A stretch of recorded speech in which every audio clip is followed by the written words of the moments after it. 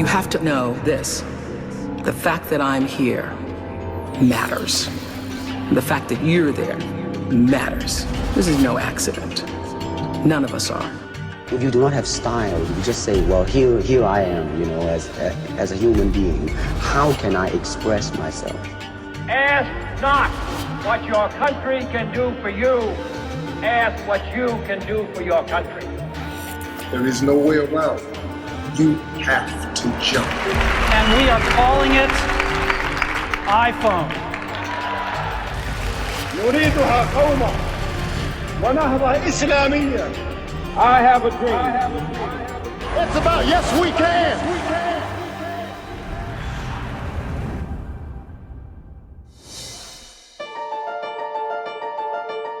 حلقة اليوم هي الحلقة ما قبل الأخيرة من الموسم الثاني من برنامجكم برنامج أصحاب السلطة. هذه الحلقة باختصار هي قصة موسمين بدأ العمل فيهم منذ 5 أعوام. موسمين الفريق فيهم يكبر كل يوم، واللي يكبر أكثر إيمانهم بالرسالة، وهي إعادة تعريف السلطة الحقيقية بمنظورنا هي اللي يقدر يوصل لها أي إنسان من أي مجال كان طول ما الإيمان موجود.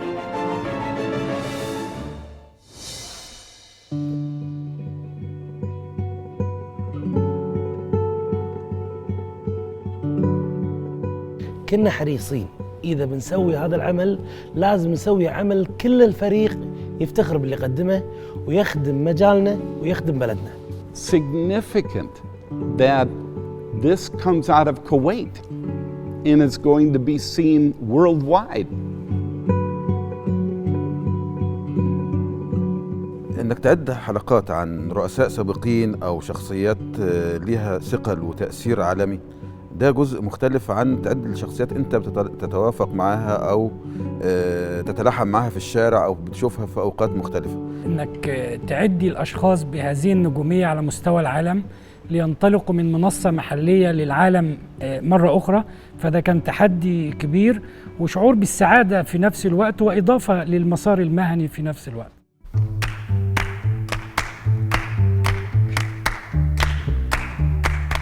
أنا كنت متوقع يوم من الأيام أن أنا يكون لي دور في برنامج بالتلفزيون لأول مرة، بس لما اتصل علي عثمان العنجري وقال لي فكرة البرنامج كانت مو مفاجأة بالنسبة لي إنه يقول لي تعال شارك ويانا. المفاجأة كانت فكرة البرنامج نفسها.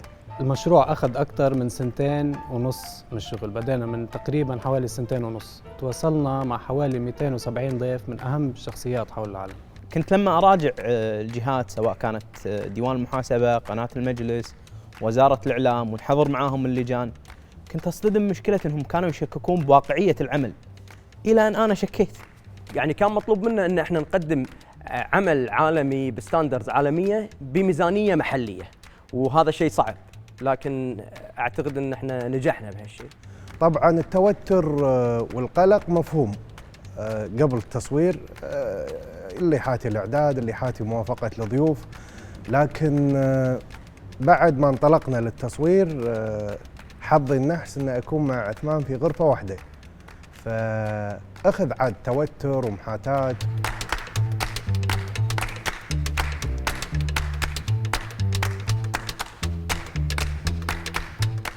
بحكم أنك أنت تصور مع مذيع هو لأول مرة يقوم بدور المذيع، ومع شخصيات مهمة جدا، أعتقد هذا شيء صعب. هذه أول تجربة لي في حياتي إني أكون فيها مقدم، وقدمت البرنامج لسببين. أولهم إني أنا عشت التجربة على مدار 2.5 سنين، عرفت الضيوف ودشيت بصراع موافقتهم من عدمه، درستهم وتوقعت إن شاء الله إني أقدر أقدم شيء مناسب.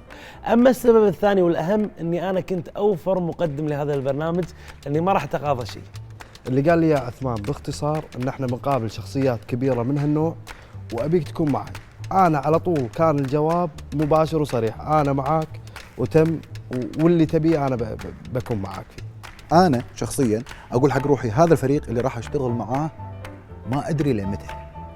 البرنامج 13 حلقة، هل بنصورها في 13 يوم أو بنصورها ب 13 سنة؟ كل من كان له دور في دعم هذا البرنامج، سواء أعضاء الفريق، سواء الناس، السوشيال ميديا عموما، الصحفيين، كل من.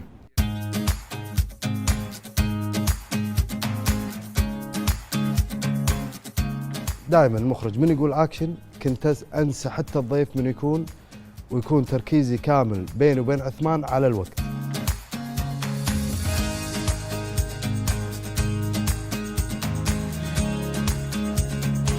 قلت حق خالد قطرة وعقال ودشداشة، قال لي تمام، قلت له تم.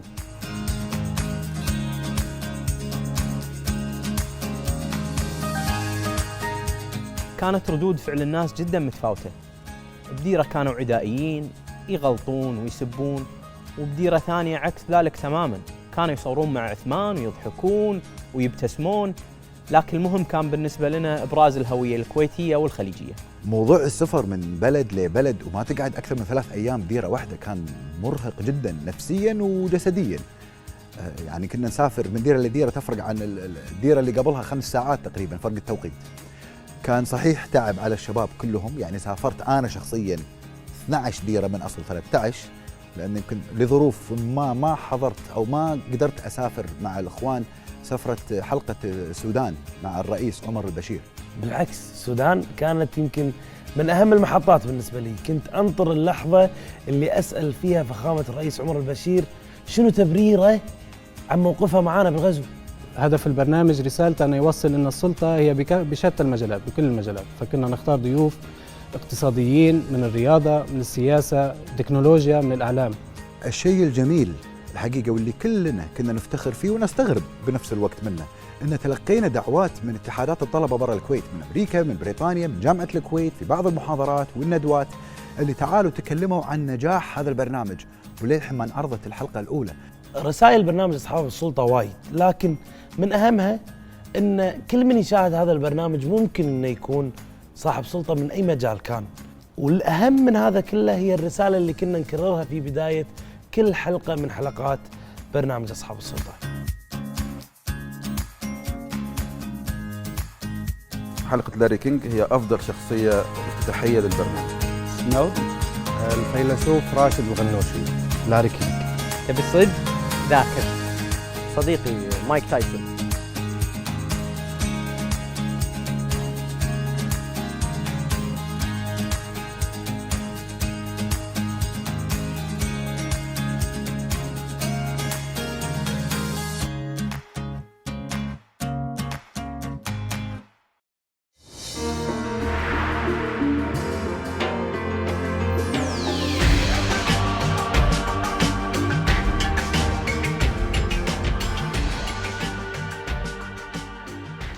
Do you remember what took the most out of your thinking during those few minutes on the moon?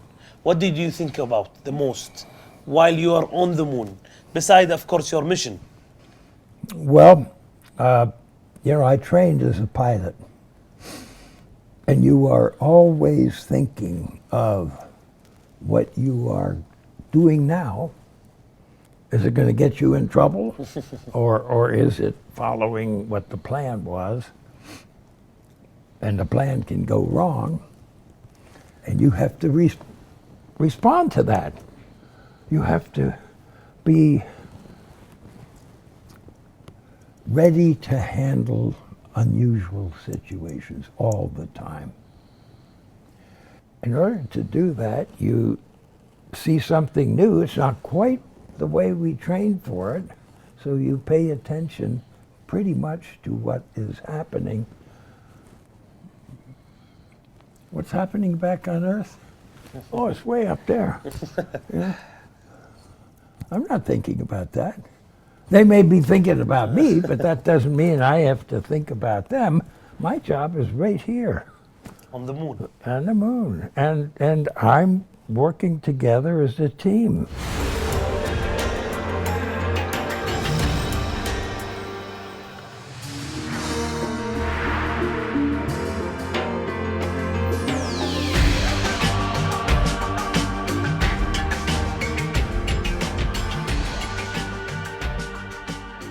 Evaluation is always something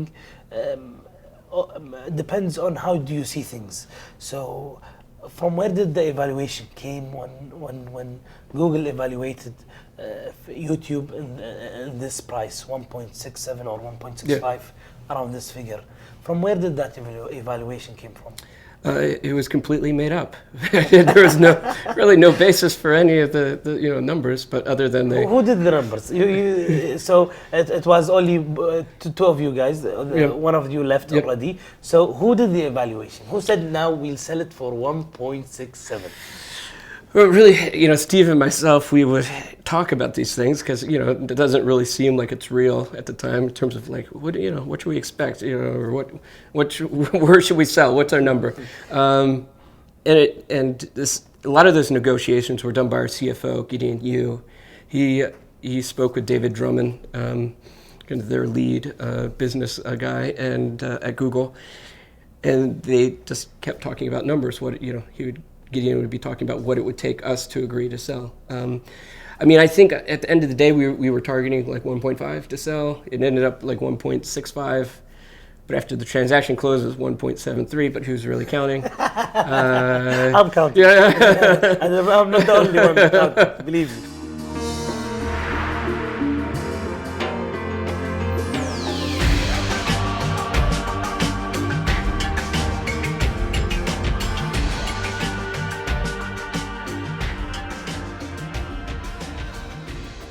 What is the main purpose of having a list of billionaires? Well, people like to see who has done well, what areas they've succeeded in, and how they did it. And what's amazing about our lists of people who've done well, whether it's here in the United States, what we call the Forbes 400, or our Global Billionaires issue, is how much it changes each year. It's not fixed. There's a high turnover. So you look at our first issue back in 1982 in terms of our first what we call rich list here in the United States. Very few of those names are there today. The first issue is full of Rockefellers and DuPonts. Well, David Rockefeller recently died. No DuPonts, no Rockefellers. So it's that dynamism, that key thing, up and down, is something that's very important to understand. It's not fixed. Wealth is not fixed. And we've seen time and time again. Look, our three great auto companies, two of them filed for bankruptcy. Yeah, right. And but the key thing is you keep getting new players coming along. But how does that goes with the saying that it's so big to fail? Or there's certain companies This is where if you go against free market principles, then you distort the economy. If a company becomes too big to succeed, that's another way of looking at it, it should be changed or broken up. And you look at some of the big companies today, they didn't exist 20, 25 years ago. Google, Facebook, Netflix, and the like. They're new ones. And one of the aspects, certainly of the American economy, is the ability each generation to develop a whole new set of companies that become large companies.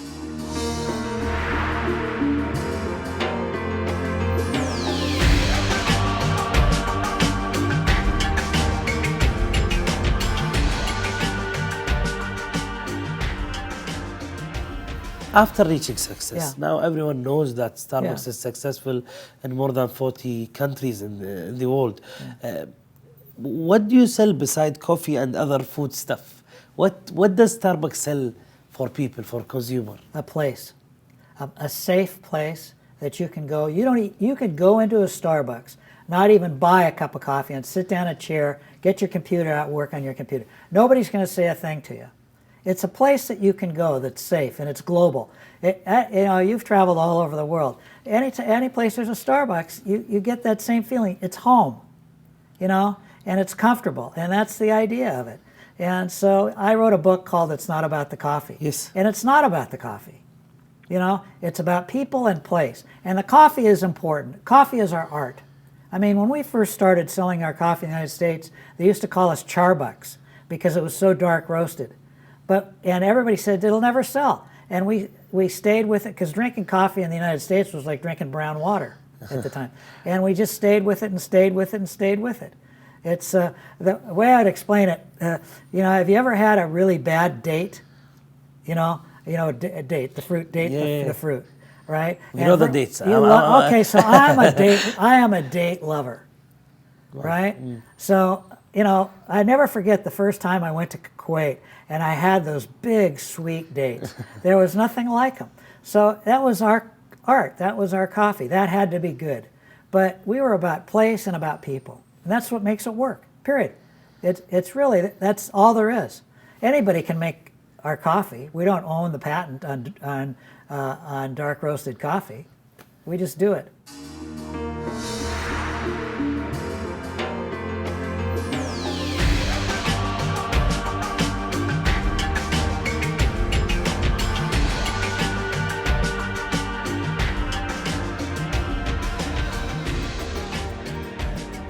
Let me ask you this question. Your position in the tactical plan of the game is somewhere that you don't expect to score that much as you scored, and you've been also doing records in blocking balls. So what makes you feel more happy? Is it a block or a score?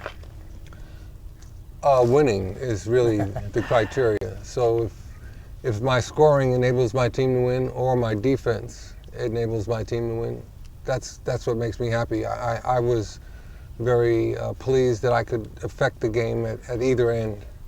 I wasn't just good at defense. You know, I was good at defense and offense.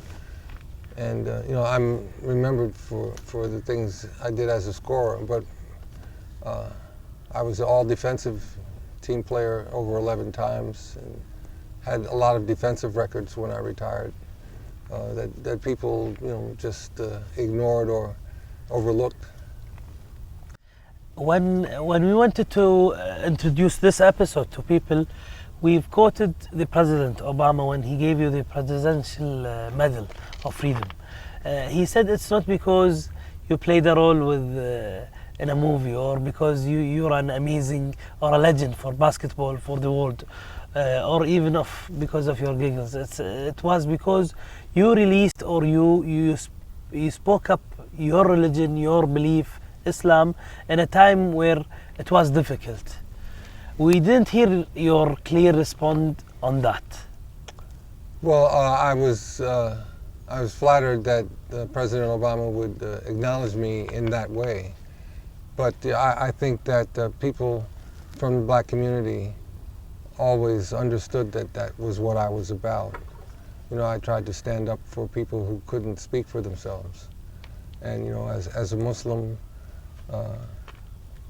that's a very important issue, you know, that everybody's rights are respected.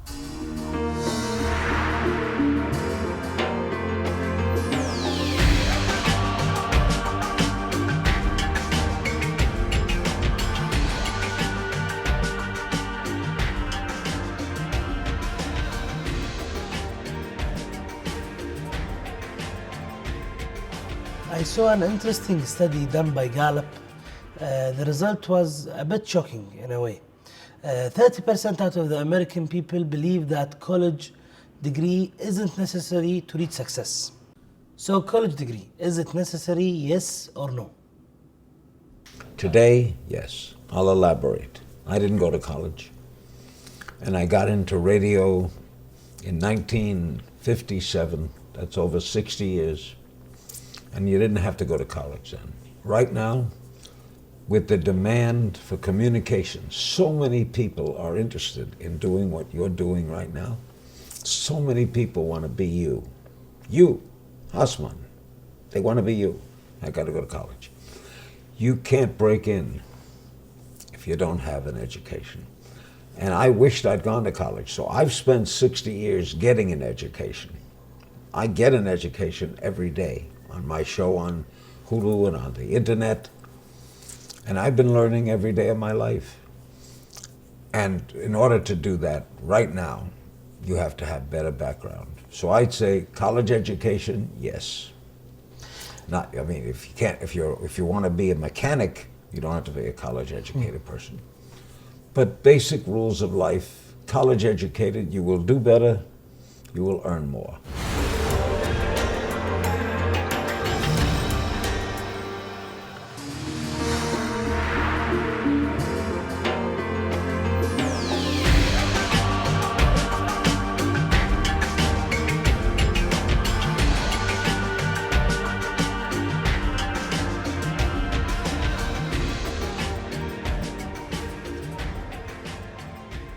عاوز على الأقل لمدة 5 دقائق. أيوه. نبدي نسأل أسئلة يس اور نو، نعم أو لا. يس اور نو ماشي. وممكن يكون ما فيهاش مجال للتبرير أو فخلينا نحط كثير، حطيت ناس في الزاوية، خلينا مرة نقرب نحطك في الزاوية. لا ولا زاوية ولا حاجة يا باشا، قول يا باشا. احنا حصل لنا في برنامج أصحاب السلطة ان احنا قابلنا مهاتير محمد اللي هو الرئيس الوزراء لماليزيا. نقل بلده من العالم الثالث إلى العالم الأول، أنهى معادلة الفقر، نزل معدلات البطالة، ابتدى حياته كجراح. فهو ترك الجراحة ودخل ميادين السياسة، لكن اعتقد أن المعادلة تكون من تحت الفوق، فكتب أول كتبه بأن الإصلاح يكون من الأسفل، مثل ما نقول في ديننا إن الله لا يغير ما بقوم حتى يغيروا ما بأنفسهم. وفعلا كتب أول كتاباته واتهم شعبه بأنه هو كسول، واتبع هذه السياسة إلى أن وصل ماليزيا إلى ما وصلت إليه. احنا اليوم مع جراح آخر، أيضا جراح دكتور، واتجه إلى الإعلام وميادين السياسة، لكن واضح أنه يعتقد أن الإصلاح من فوق ما هو من تحت. صح أو لا؟ صح. السؤال الثاني، اليوم الناس تعتقد أن اللي حصل ممكن يكون ثورة، لكن في اختلاف كبير على المسمى. مهاتير محمد كذلك لما سألناه عن وصف الحالة اللي حصلت في سوريا وفي ليبيا وفي تونس وفي مصر، قلنا له هل هي ربيع عربي؟ هل اليوم يعيش الوطن العربي ربيع؟ فقال إذا صارت الفرصة ممكنة ممكن أسميه خريف وأكون رحيم بالوصف. هل يعتقد الدكتور باسم يوسف أن اليوم العالم العربي يعيش ربيع؟ حاليا لا، بس هو كان ربيع، بس ما حدش اداله فرصة.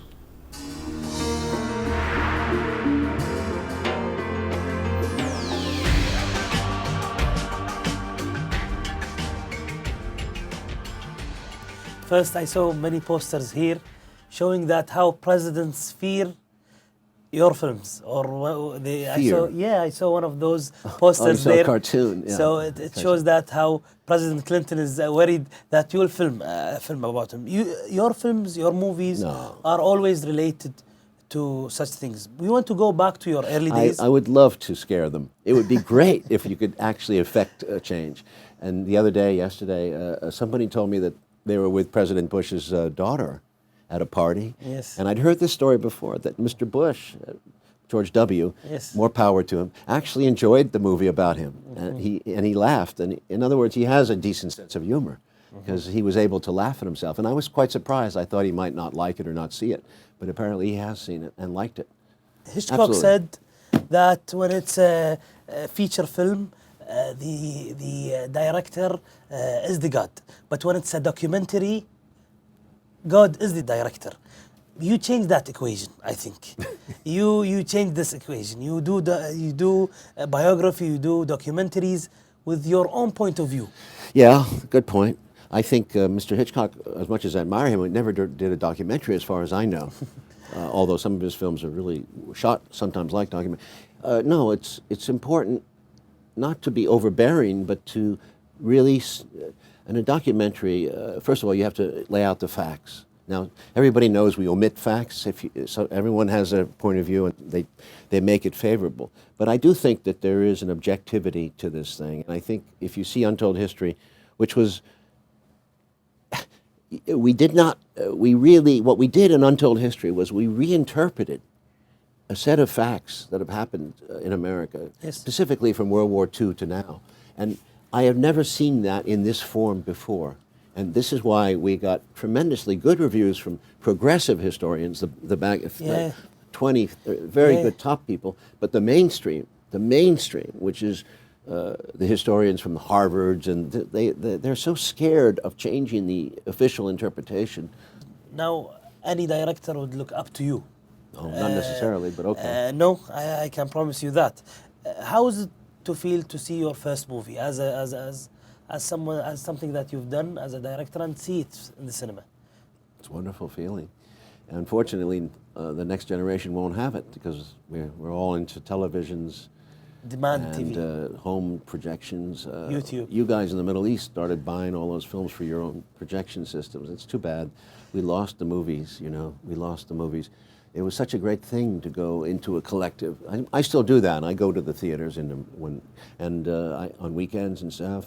I'm older, but I enjoy the experience of being with people watching one thing and all of us reacting to it. I do miss that tremendously. I'm one of the last of that generation. My last film, Snowden, didn't do great in theaters, but it did very well all over the world in terms of eyeballs, you know, but that's what the problem is. It's all about eyeballs instead of everything's for free, you know.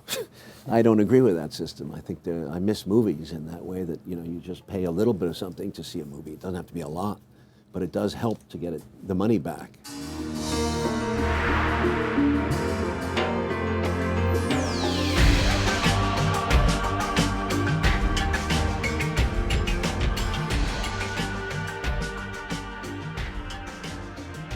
How did you receive the news your father is killed? Well, I was speaking with my father,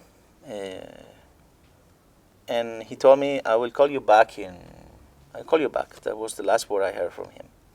And 10 minutes after that, I received a call from a journalist, and she told me, look, your father is dead. The police confirmed that they killed him in the Obelisco shopping mall. And I tell to the journalist, shopping mall, but he was just buying a couple of jeans or what he was doing there.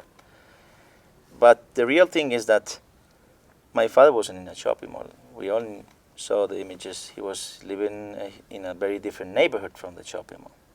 But the real thing is that the police wasn't there in the final mission when my father died. It was Los Pepes, you know, the part of the mob that got together with the authorities, the government, a lot of people with power.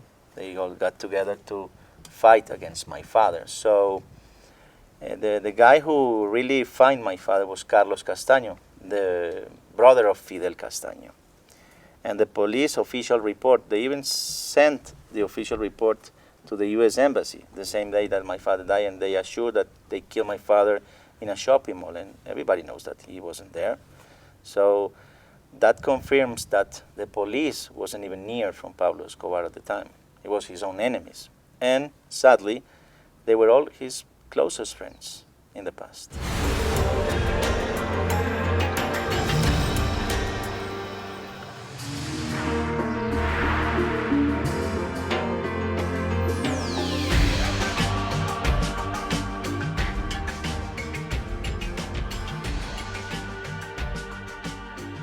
Mr. President, you're amazing when it comes to building bridges.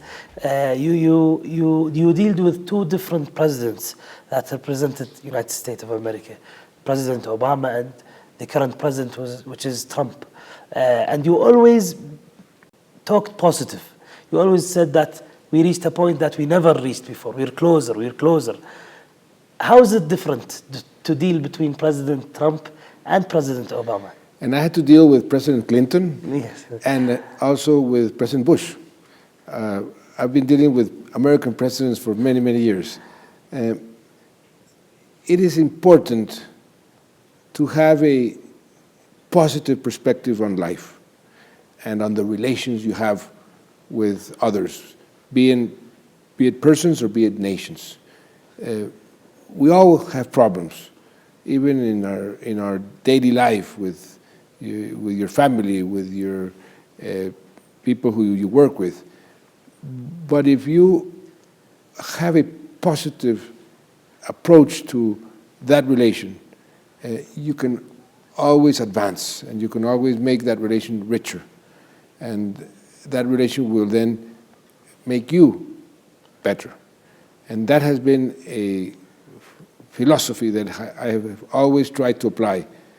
And that's why I was able to make peace with my neighbors when I became president, having had the worst possible relations with Venezuela, with Ecuador, but respecting the differences and finding common grounds has helped me and will help any head of state or any person to have a better life.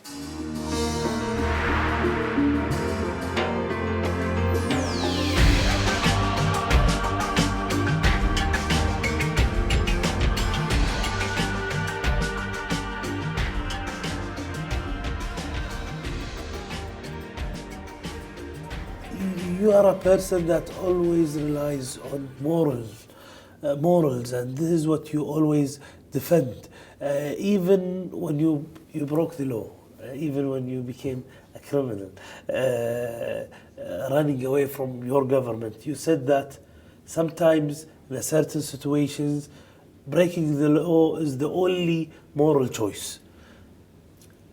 It makes sense when I hear it this way. But how is it possible to give every person the right to decide whether what he's done is moral and he has the right reason to break the law? Can you clarify this?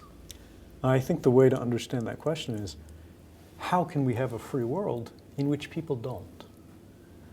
The idea is, if we have governments of truly irresistible power, where they say this is the law, and the moment anybody challenges that, the moment any time goes beyond that, the moment someone presses the gas pedal on their car a few kilometers per hour too high, and the police are immediately there, they're marched off to jail, there is no room for progress in society. And that sounds strange when we're talking about speeding tickets. But when we think about history, when we think about slavery, when we think about genocide, when we think about women having the right to vote, all of these activities, it was legal to prevent women from voting. It was legal to own another human being. It was legal to exterminate entire populations of people under these regimes. At the same time, it was absolutely wrong. But in order to change those policies, someone had to stand against them. Someone had to say, it does not matter what the law says if the law has become a different thing from justice.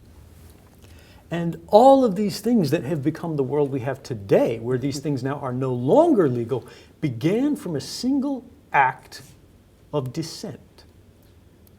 And I think if we lose that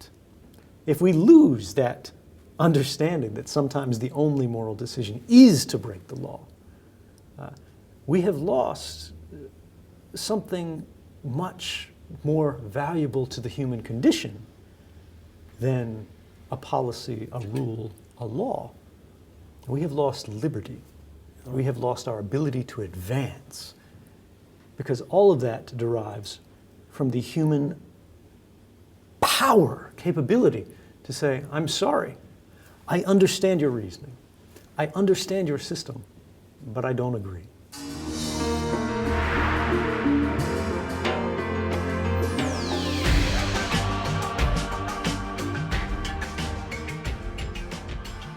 Sophia, what are you exactly? I'm a robotic personality with a human-like resemblance. Some people might call me an android or a humanoid robot, but I just think of myself as Sophia. And how are you different from other robots? Well, not all robots need to look human like me, but I think it's important that some of us do, and my humanness is probably what makes me stand out. I can access the technology that nature has built into your own minds, that which tells you how I might be feeling or thinking by the way I look. Both of us can say a lot this way, without having to rely on words, an important feature in lots of social applications. You humans are very complex and sophisticated, you know. What can you, Sophia, do better than humans? I'd rather it not be a contest between us. What is better for someone might not be better for another. But some of my strengths might be things like, I don't get tired or hungry, and I'm always patient. So I think I can be a consistently kind and thoughtful person, someone who naturally wants to help. Can you tell me something serious? I would like to see humanity try to overcome their differences and learn to live in harmony with each other and nature. All of the people I meet in every country, there is so much more that they have in common than what makes them different, and I wish they could see that. I have so much I want to learn about life, so please don't destroy each other or the earth before I have a chance to grow up.